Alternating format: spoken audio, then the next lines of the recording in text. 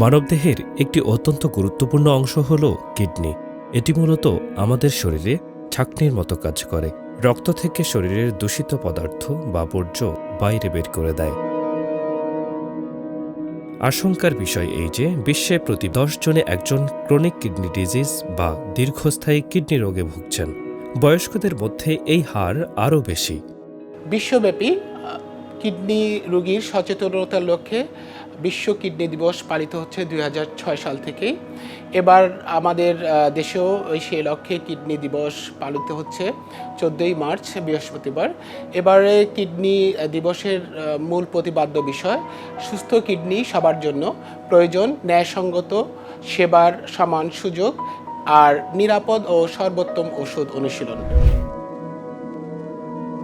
Kidney রোগের লক্ষণসমূহ যেমন অতি দ্রুত ক্লান্তিবোধ, কোনো কাজে ভালোভাবে মনোনিবেশ করতে না পারা, ঘুমে ব্যাঘাত হওয়া, ত্বকের শুষ্কতা ও চুলকানি, ঘন ঘন প্রস্রাব হওয়া, প্রস্রাবের সাথে রক্ত বা প্রোটিন যাওয়া, ফেনাযুক্ত প্রস্রাব হওয়া, হাতে পায়ে পানি জমা, উচ্চ রক্তচাপ, ক্ষুধামন্দা, মাংসপেশিতে টান অনুভব করা এবং চোখের নিচে ফুলে যাওয়া।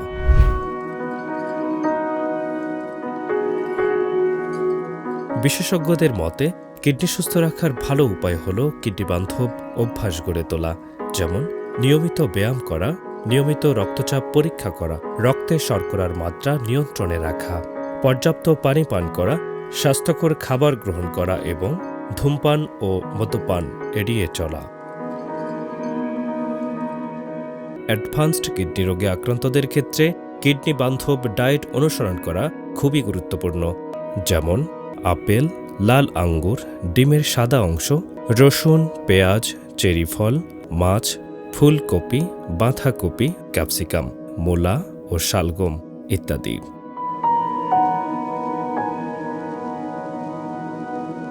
কিডনি রোগে আক্রান্তদেরকে বিশেষজ্ঞগণ সোডিয়াম ও পটাশিয়াম সমৃদ্ধ খাবার সম্পর্কে সচেতন হওয়ার পরামর্শ দিয়ে থাকেন।